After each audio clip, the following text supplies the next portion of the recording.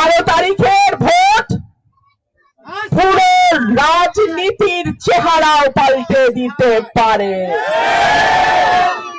বৈধ উপায়ে কিছুটা ট্রেনিং নিয়ে দেশের বাইরে যেতে পারেন, আমার এলাকা থেকে ইনশাআল্লাহ সেই ব্যবস্থা আমি করব। একই সঙ্গে আপনার পরিবার যাতে এলাকায় নিরাপদ থাকে, আপনার মা বোন যাতে পরিবার সহ এলাকায় নিরাপদ থাকে, ইনশাআল্লাহ সেই দায়িত্ব আমার। আমি আপনাদেরকে অনুরোধ করব, 11 তারিখ বিকাল থেকে 12 তারিখ রাত পর্যন্ত, ভোট গণনা না হওয়া পর্যন্ত আপনারা দয়া করে কেন্দ্র ছাড়বেন না। আপনারা আমার একমাত্র সৈনিক, আপনারা ছাড়া আমার কোনো ওয়ার্ড কমিটি, ইউনিয়ন কমিটি, উপজেলা কমিটি নাই। আপনারা যদি আমাদের ভোট পাহারা না দেন, আমার পাহারা দেওয়ার মতন আর কেউ নাই। আপনাদেরকে অনুরোধ করব, ভোট পাহারা দিয়ে কেন্দ্রে কেন্দ্রে ফলাফল ঘোষণা হওয়ার পর সই দিয়ে আমাকে জানায়া তারপরে আপনারা কেন্দ্র ছাড়বেন, তার আগে না। প্রিয় ভাইরা আমার, খেলায় যখন কেউ গোল দিতে না পারে তখন প্রতিপক্ষকে ফাউল করে। এই ফাউল যাতে সরাইলের মাটিতে না হয় সেই দিকে আপনাদের সজাগ থাকতে হবে।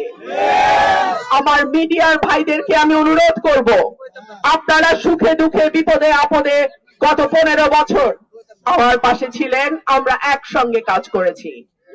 আপনাদের কাছে অনুরোধ থাকবে, আপনারা কেন্দ্রে কেন্দ্রে আপনাদের টিম পাঠিয়ে আপনারা আমার ভোটগুলোর পাহারাদার হিসেবে আপনাদের ক্যামেরা, আপনাদের গণমাধ্যমকে সজাগ রাখবেন।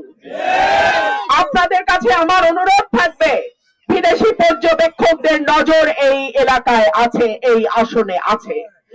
আমি ঢাকায় ইউরোপিয়ান ইউনিয়নের পর্যবেক্ষকদের সঙ্গে বৈঠক করেছি। আজকে তারা এসেছিলেন সরাইলে, আমার বাসা শাহবাজপুরে তারা বসেছেন, আমার সঙ্গে প্রায় ঘন্টা খানেক তাদের আলাপ হয়েছে। সুতরাং কেউ যদি মনে করেন ইলেকশন ইঞ্জিনিয়ারিং করবেন এই আসনে, তাদেরকে আমি সাবধান করে দেই। একই সঙ্গে এই কথাও মনে করিয়ে দেই, কোন দল যাতে আগাম মনে না করে যে তারাই সরকার গঠন করতে যাচ্ছে এবং পুলিশ প্রশাসন তাদের অনুগত হতে বাধ্য। কোন দল যেন এই ভুল না করে। 12 তারিখের ভোট পুরো রাজনীতির চেহারাও পাল্টে দিতে পারে। প্রিয় ভাইরা আমার, আমি আপনাদের প্রার্থী, আমার মার্কা হাঁস মার্কা।